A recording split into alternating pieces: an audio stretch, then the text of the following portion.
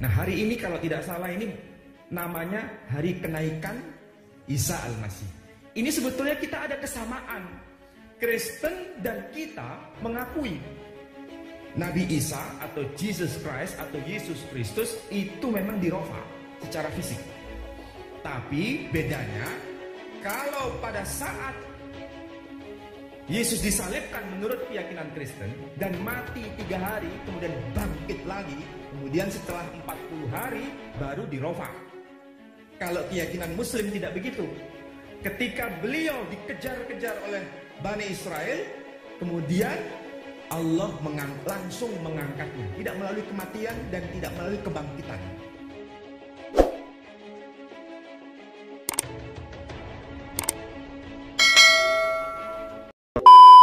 Satu lagi ustadz yang murtad meninggalkan Tuhan Yesus masuk Islam, dia adalah Menachem Ali. Di dalam ceramah-ceramah beliau saya melihat juga menggunakan jurus-jurus yang sama, sering sekali menggunakan ayat-ayat Alkitab sebagai bahan ceramah. Ini sesuatu yang sangat mencurigakan, saya tidak mengerti ada apa dengan mereka. Kok selalu di dalam berceramah, selalu mengedepankan dan membawa ayat-ayat Injil. Ada 2 hal yang sangat menonjol di dalam cara yang dilakukan oleh para ustadz mualaf ini. Yang pertama, mereka tidak punya kemampuan untuk menjelaskan Al-Qur'annya, Muhammadnya, dan Allah SWT-nya. Karena mereka menganggap bahwa ayat-ayat Injil lebih mudah untuk dicomot dan kemudian ditafsirkan seenak dengkul mereka, maka mereka sering sekali menggunakan kesempatan ini. Juga dengan menyimpulkan bahwa orang Kristen pasti selalu tidak akan mempermasalahkan, karena orang Kristen itu selalu diajarkan kasih. Yang kedua, kenapa mereka mencomot-comot ayat Injil? Karena mereka punya tujuan ingin merendahkan nilai daripada Injil itu sendiri. Mereka terus membangun keburukan-keburukan dengan pemahaman-pemahaman yang mereka tafsirkan seenak dengkul mereka. Ustadz-ustadz mualaf ini terus berusaha untuk menghina Injil, menjatuhkan Injil dengan tujuan supaya orang bisa membenarkan bahwa apa yang mereka temukan sekarang ini adalah sesuatu yang jauh lebih bernilai dan jauh lebih benar. Dan ini adalah suatu kenyataan bahwa mereka adalah orang bodoh dan orang yang tersesat. Kenapa? Karena mereka coba memandang Injil itu dari sudut Al-Quran. Ini kan tidak akan ketemu. Alkitab Injil tidak pernah bicara Al-Quran. Alkitab Injil tidak pernah bicara Muhammad. Alkitab Injil tidak pernah bicara Allah SWT. Tapi Alkitab Injil bicara tentang Allah Bapa. Ini berbeda langit dengan bumi. Sebetulnya cara-cara yang menghina dan menjatuhkan Injil ini sebetulnya sudah masuk ke dalam ranah penistaan agama.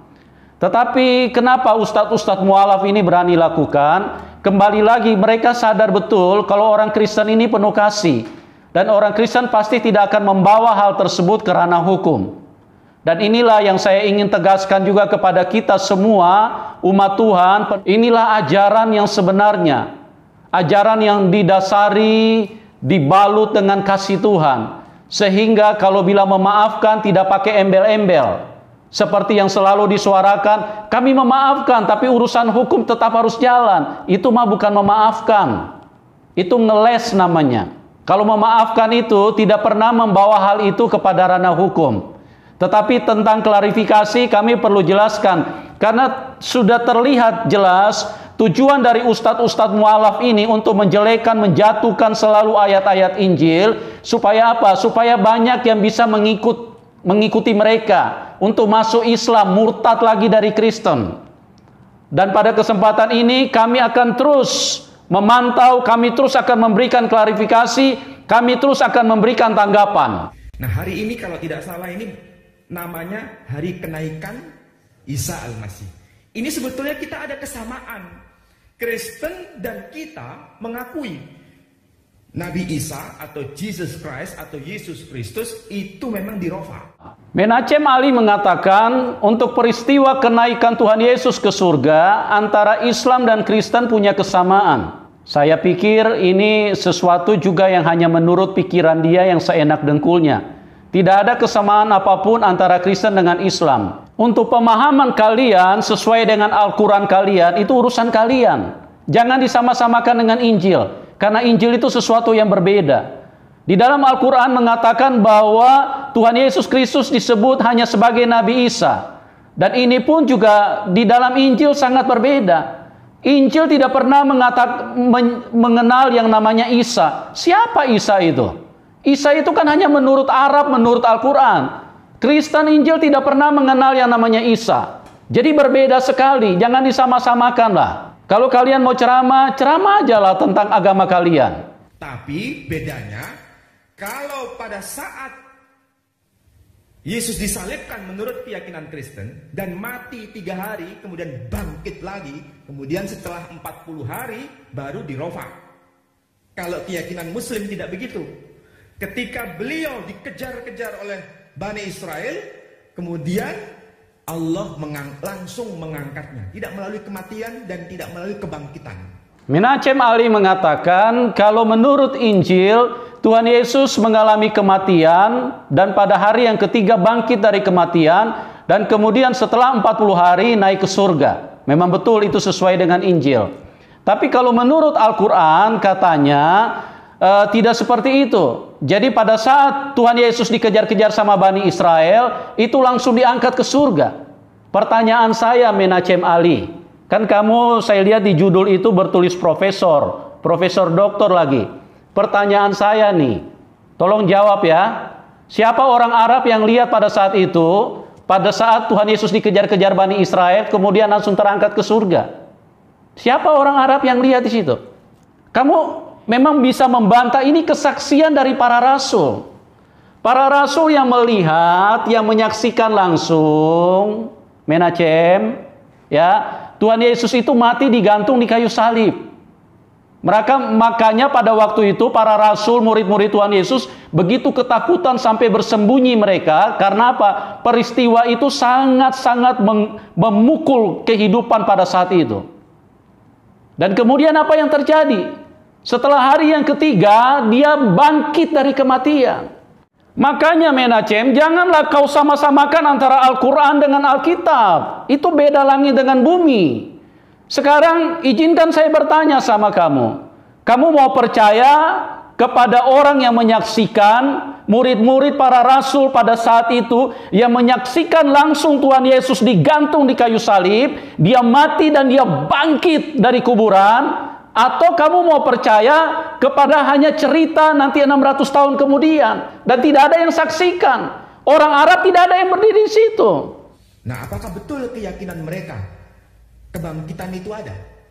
Ini agak aneh, makanya saya bawakan dokumen. Kebiasaan saya kalau saya menjelaskan itu pakai dokumen. Saya nggak mau bercerita seperti orang mendengar dongeng, saya nggak mau. Supaya apa? Kita cerdas, iman yang bernalar, dan dokumennya ada, bisa dicek. Menachem Ali mengatakan kita harus cerdas dan beriman yang bernalar. Dan ini sesuatu yang sebetulnya menghantam Menachem Ali itu sendiri. Karena apa? Karena Menachem Ali tidak bernalar. Menachem Ali tidak cerdas. Masa dia lebih percaya kepada tulisan yang muncul 600 tahun kemudian, sementara tidak ada mereka yang menyaksikan di situ.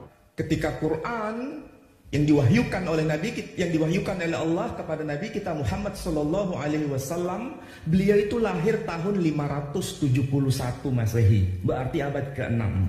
Ini kan nalarnya tidak jalan ini si Menachem Ali ini. Seharusnya kalau nalar yang cerdas harus lebih percaya kepada para rasul yang menyaksikan langsung kondisi orang yang melihat langsung peristiwa itu dan menulisnya di dalam Injil. Bagaimana kamu bisa percaya tulisan yang tidak ada orang yang menyaksikan 600 tahun kemudian? Siapa yang saksikan di situ? Hayalan dari Matius saja.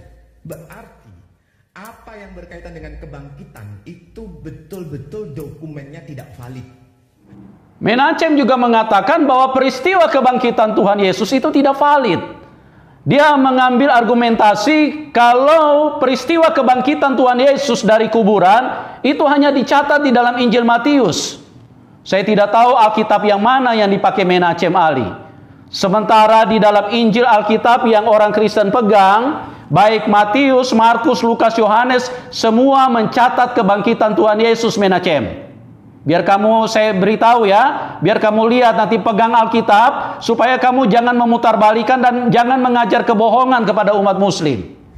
Di sini peristiwa mengenai kebangkitan itu sebetulnya tidak valid. Tidak betul-betul terjadi. Tidak betul-betul terjadi. Kenapa? Karena mengenai kebangkitan itu sebetulnya seharusnya tercatat dalam semua Injil. Tapi ternyata hanya tercantum dalam Injil Matius saja. Injil Markus tidak memuat, Injil Lukas tidak memuat, Injil Yohanes juga tidak memuat. Yang memuat hanya Injil Matius saja. Kamu mengatakan kalau di dalam Markus, Lukas, dan Yohanes tidak mencatat peristiwa kebangkitan Tuhan Yesus. Dan ini adalah sebuah pernyataan yang ngawur. Saya curiga kamu juga tidak mengerti Injil. Kamu juga tidak paham Injil. Makanya kamu sampai tersesat dan meninggalkan Tuhan Yesus. Di dalam Markus 16 ayat 1-8 itu tercatat dengan jelas. Perikopnya menceritakan bagaimana peristiwa Tuhan Yesus bangkit dari kematian. Tetapi pada kesempatan ini untuk mempersingkat waktu kita baca saja ayat yang ke-6. Tetapi orang muda itu berkata kepada mereka, "Jangan takut. Kamu mencari Yesus orang Nazaret yang disalibkan itu. Ia telah bangkit. Ia tidak ada di sini. Lihat, inilah tempat mereka membaringkan dia." Jelas sekali Menachem. Alkitab mana yang kamu pakai yang kamu bilang bahwa Markus, Lukas, Yohanes tidak mencatat? Janganlah suka ngawur-ngawur, janganlah suka mengarang-ngarang, kemudian berceramah kepada umat Islam bahwa peristiwa kebangkitan Tuhan Yesus tidak valid. Saya tidak tahu apanya yang tidak valid. Menurut saya mungkin keterangan Anda atau mulut Anda yang tidak valid ini. Di dalam Lukas juga tercatat peristiwa tentang kebangkitan Tuhan Yesus Menachem. Di dalam Lukas pasal 24 ayat 1-12. Tapi kita tidak memungkinkan untuk baca semua. Kita baca ayat 5 dan 6 saja. Mereka sangat ketakutan dan menundukkan kepala. Tetapi kedua orang itu berkata kepada mereka, "Mengapa kamu mencari dia yang hidup di antara orang mati? Ia tidak ada di sini. Ia telah bangkit. Ingatlah apa yang telah dikatakannya kepada kamu ketika ia masih di Galilea." Ia tidak ada di sini. Ia telah bangkit. Ingatlah seperti apa yang dikatakan oleh Tuhan Yesus. Jadi sekarang Menachem, saya ingin bertanya sekali lagi, yang tidak valid mulut Anda apa Alkitab? Jelas dikatakan di dalam Markus, di dalam Lukas 24 ayat 5 dan 6, ia tidak ada di sini, ia telah bangkit dari kematian. Jadi jelas sekali, saya tidak tahu apakah Anda membaca Alkitab atau Alkitab terbitan siapa. Kalau tidak punya Alkitab, nanti bisa hubungi saya akan kirim pakai Gosen. Supaya kamu bisa baca Alkitab dan jangan lagi ngawur-ngawur bicara ya, Menachem. Dan di dalam Yohanes juga sama Menachem. Itu tertulis jelas di dalam Yohanes pasal yang ke-20. Kita baca saja untuk mempersingkat di dalam ayat 5 sampai dengan 9. Ia menjenguk ke dalam dan melihat kain kapan terletak di tanah. Akan tetapi ia tidak masuk ke dalam. Maka datanglah Simon Petrus juga menyusul dia dan masuk ke dalam kubur itu. Ia melihat kain kapan terletak di tanah, sedang kain pelu yang tadinya ada di kepala Yesus tidak terletak dekat kain kapan itu, tetapi agak di samping di tempat yang lain dan sudah tergulung. Maka masuklah juga murid yang lain, yang lebih dahulu sampai di kubur itu, dan ia melihatnya dan percaya, sebab selama itu mereka belum mengerti isi kitab suci yang mengatakan bahwa ia harus bangkit dari antara orang mati. Jelas sekali Menachem bahwa dikatakan di dalam Yohanes 20, di situ dikatakan murid-murid sendiri pun tadinya tidak mengerti. Tetapi setelah mereka masuk ke dalam kuburan dan melihat bahwa kubur itu kosong, yang ada cuma kain kapan, itu artinya bahwa Tuhan Yesus yang penuh dengan kuasa, yang maha kuasa, dia bangkit dari kematian. Karena apa? Karena kubur tidak bisa menahan dia. Kenapa kubur tidak bisa menahan dia? Karena dia satu-satunya manusia yang tidak pernah berbuat dosa. Dia bisa mengalahkan dosa. Siapa dia ini?